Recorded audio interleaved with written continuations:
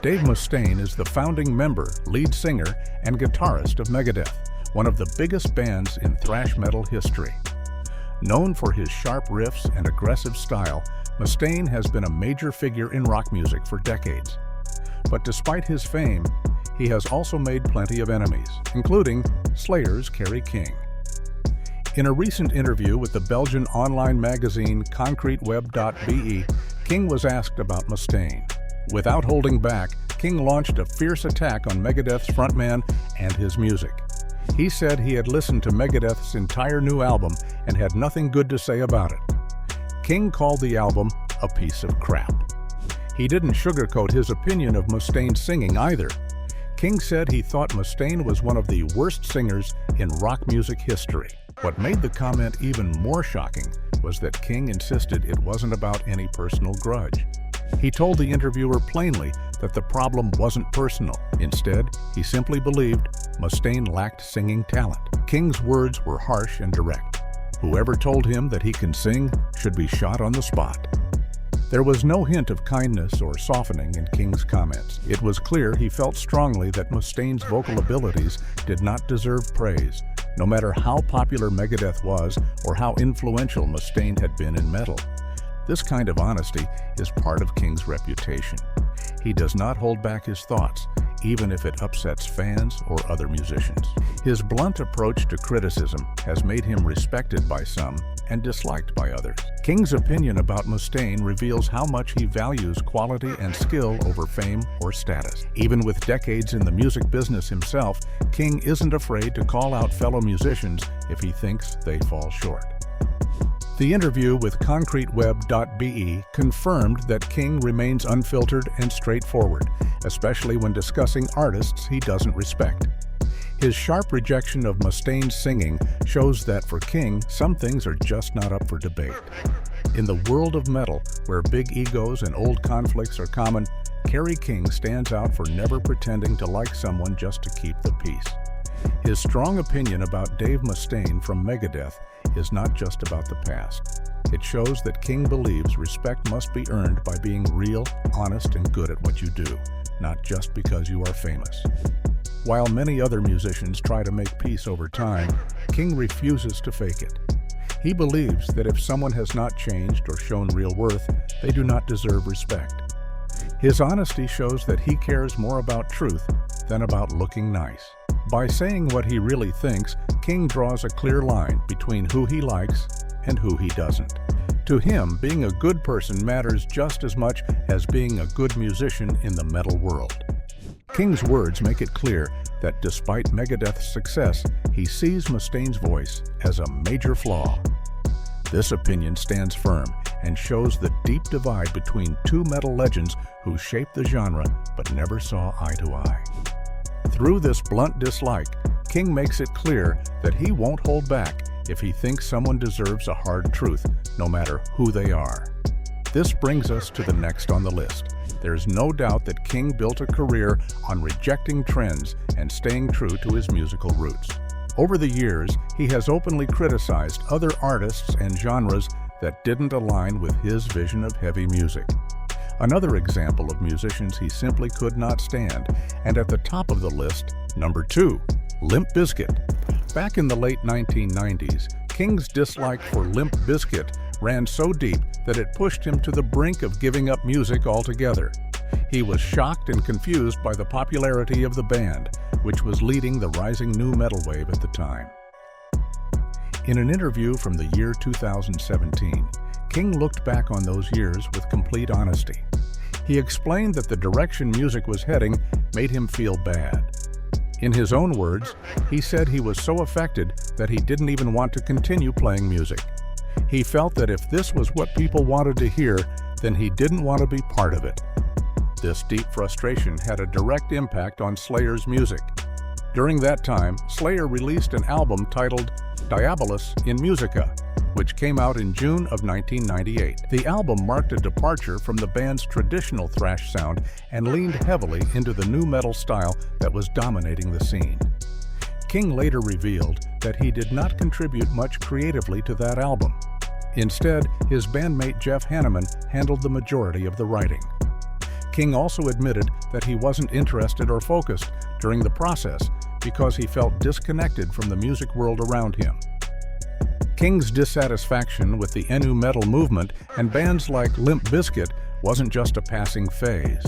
He had a clear dislike for the genre as a whole. He described it as having a frat boy vibe that didn't sit well with him. This perception led him to step back from contributing fully to Diabolus in Musica. He later referred to the album as his least favorite in Slayer's entire career. To make his point even clearer, he compared it to another well-known misstep in metal history, calling it Slayer's version of Turbo, referencing Judas Priest's into glam metal. Looking back, King felt that Slayer had made the wrong move in trying to adapt to current trends instead of staying true to their core identity. He recognized that the album lacked the sharp focus and intensity that defined the band's earlier work. While some fans found value in the record, many agreed with King's assessment that it did not live up to Slayer's high standards. Through it all, King's strong reaction to Limp Bizkit and the nu metal trend revealed just how seriously he took his craft. For him, music was never about following the crowd. It was about passion, authenticity, and staying grounded in what felt real. Limp Bizkit represented everything he disliked about where music was heading at that time, and that made them, in his eyes, one of the 7 artists he simply could not stand. Number 3. Ghost. Ghost is a Swedish band known for their dark image and performances. Their stage look includes face paint and a frontman known only as Papa Emeritus. Many fans are drawn to their style and melodies. Over the years, Ghost has built a large following and gained major success in the rock world. They have toured across the globe and shared stages with many major bands, including Slayer. Even though they are well liked by many, not everyone shares the same love for their music. One of those people is Kerry from Slayer. In a recent talk with Artisan News, King was asked what he really thought about Ghost. He began by saying he enjoyed how the band looked. He praised their visual style and said it was something he really liked. But once the topic moved to their sound, his tone became more direct. He said he couldn't stand the music.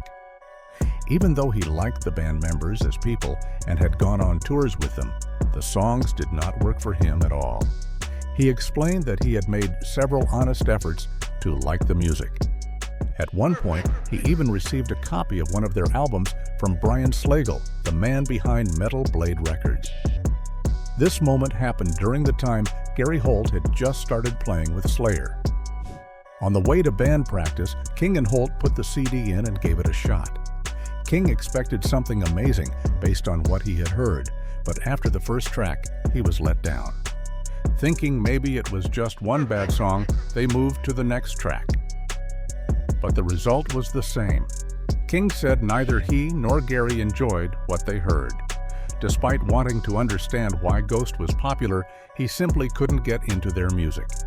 He said he had tried over and over again to connect with their sound, but nothing changed his mind. It was just not his kind of music. At the same time, King made it clear that his dislike was only about the sound. Still, none of that changed his opinion about their songs. He found them hard to enjoy, no matter how many times he listened. Around the same time as the interview, Ghost was preparing to release their 3rd album called Meliora, set for release on August 21st. It followed an earlier project from the year 2013. The album had been worked on by Swedish producer Klas Åhlund and mixed by Andy Wallace, who had experience with bands like Slayer and Nirvana. Even with all that talent behind the scenes, King's thoughts stayed the same. As Ghost made plans for their fall tour across North America, King's view stood firm. Their music to him was something he just could not stand. This brings us to the next on the list. Number 4. Robb Flynn is the longtime frontman of Machine Head, a heavy metal band known for powerful riffs, aggressive vocals, and outspoken opinions. As the band's lead singer and guitarist, Flynn has made a name for himself both musically and through fiery statements that have often stirred strong reactions. His bold style, both on and off stage, has earned him respect from many and conflict with others, including Slayer's Kerry. For decades, Slayer's guitarist Kerry King has been one of the loudest voices in heavy metal. He is known for being direct, strong-minded, and unafraid to call people out. Among the few musicians who landed on his bad side was Rob Flynn from Machine Head, and King made sure the world knew just how deep that dislike ran. During a straight-to-the-point interview with Midwest Metal, King was asked about letting go of anger and moving on, especially after the loss of other musicians like Dimebag Darrell. The interviewer brought up King's past issues with Rob Flynn and asked if time had made him more forgiving. They wondered if King's decision to move forward was based on realizing that life is short and tomorrow isn't promised. But Kerry King shut that idea down without hesitation. King answered without softening the truth. "Nah, that's not my style," he said. If he had a problem with someone, then that was it. No second chances, no fake smiles. His approach was simple. Enemies stayed enemies. With Rob Flynn, King made a firm choice years ago to block him out completely, not just as a person, but professionally too. Kerry didn't just ignore Flynn, he blackballed him. He openly admitted to cutting off all ties and shutting out not only Flynn, but the entire band Machine Head. This wasn't a short break or a cold shoulder that lasted a few months. He kept that wall up for about 10 years. A full decade passed where King made sure Flynn and his band had no place around him. King didn't give exact details about what started the fight, but his reaction said enough.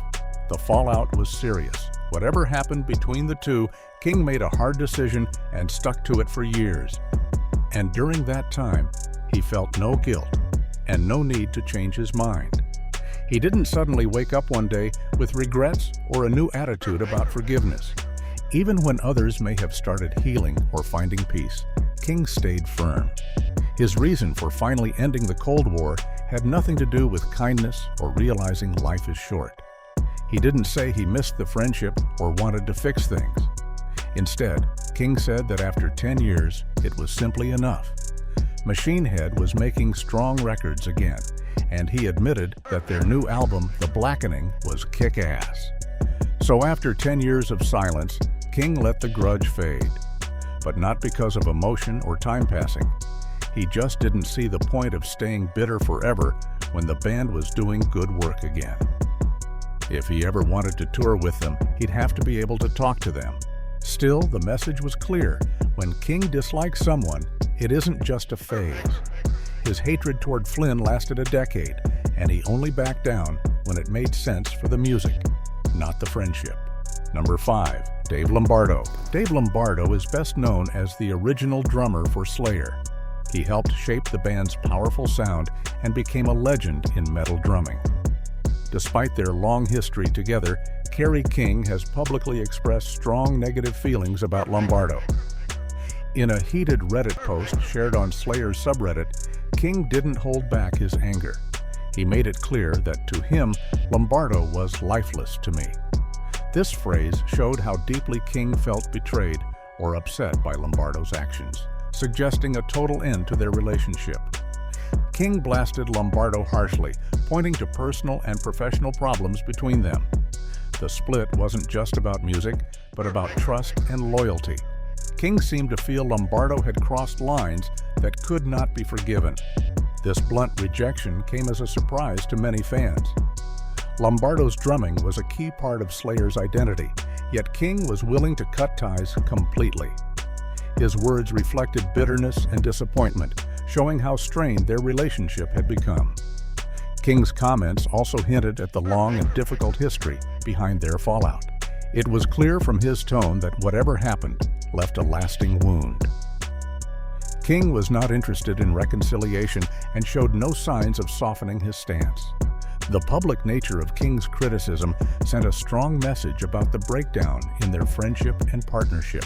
It revealed that even years of working together and making music couldn't repair the damage between them. King's words about Lombardo underscore how personal conflicts can overshadow even the greatest musical success. Their story is a reminder that fame and talent don't always protect friendships in the tough world of rock and metal. By declaring Lombardo lifeless to me, King made clear that he was moving forward without him. This rejection was final, leaving no room for reunion or forgiveness in King's view. The strong language King used highlighted his feelings of anger and betrayal. It also showed how seriously he took their split, proving that not all band breakups are quiet or polite. This break with Dave Lombardo marks a significant chapter in Slayer's long and intense history. More than just the departure of a drummer, it symbolizes the cracks that can form even in the strongest bonds forged through years of touring, recording, and creating some of the most aggressive music ever made. Lombardo wasn't just a band member, he was a founding force, a rhythmic powerhouse. His exit exposed the fragile human dynamics behind the brutal sound, reminding fans that even legends are not immune to conflict, disappointment, and change. Slayer's legacy continued, but something deeply personal was left behind. King's harsh words stand as a proof of the tough realities behind the band's legacy. Despite their shared success, some relationships can end bitterly and forever. This brings us to the next on the list. In a bold move that shocked fans, Anthrax joined forces with rap legends Public Enemy. This unlikely collaboration didn't just break genre boundaries, it helped create a whole new sound. It was a game-changing moment that proved metal and hip-hop could unite with explosive energy and purpose. However, this collaboration sit well with King. Number 6. Anthrax's Public Enemy collaboration. Slayer guitarist Kerry King has never been shy about who he likes and who he hates. And one band he has always had a problem with is Anthrax.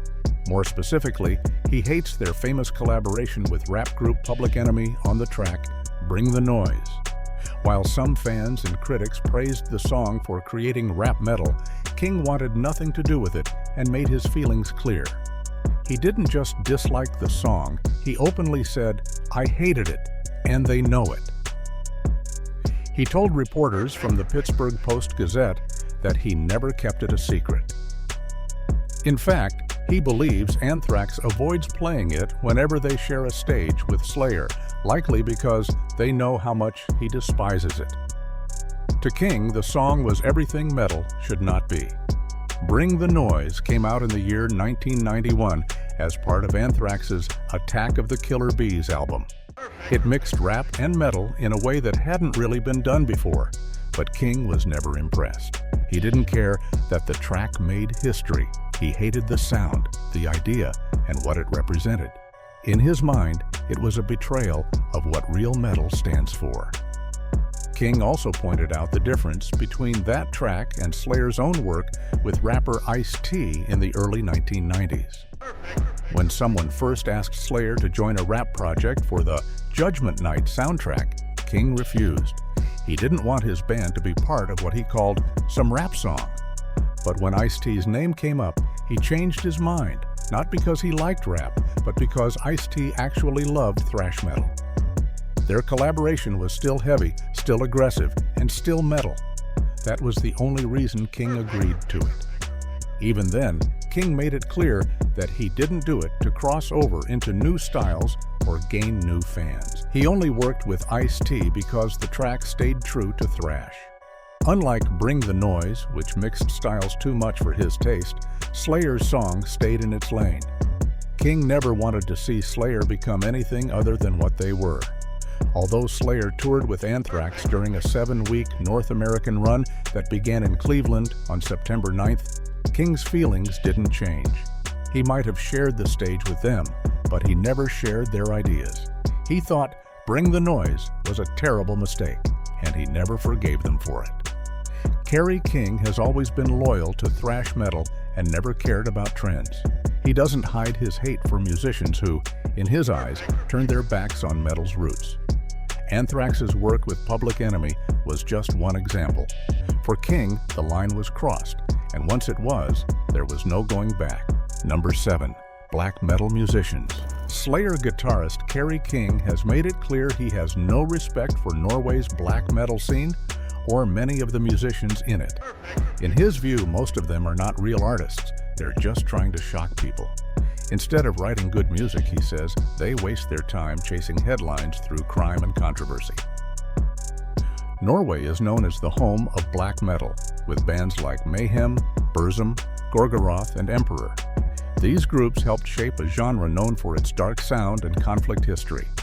Some members of these bands were even involved in church burnings and conflicts. But for Kerry King, none of that is impressive. It's just pointless. While speaking to Norway's VG Net before Slayer's show at the Hove Festival, King didn't hold back. "Norwegian black metal is shit," he said bluntly. "I don't understand why they think they must pass away someone in order to improve their music. Go home and practice your instruments instead." King's anger didn't stop there. He added, "I don't get it. I don't need to pass away anyone so that young musicians will look up to me as a role model." In his eyes, making good music is about skill and work, not conflict and attention-seeking. He sees the black metal industry as more concerned with image than talent. Though he didn't name anyone directly, it's clear who he was talking about. Varg Vikernes from Burzum spent years in prison for taking life and arson. Euronymous from Mayhem was passed on by Vikernes in one of the most infamous events in black metal history. Gorgoroth's stage shows featured animal heads, fake blood, and mock crucifixions. These musicians gained fame for their behavior, not their playing, and that's exactly what King hates. He has always believed that hard work and real talent are what truly matter in music.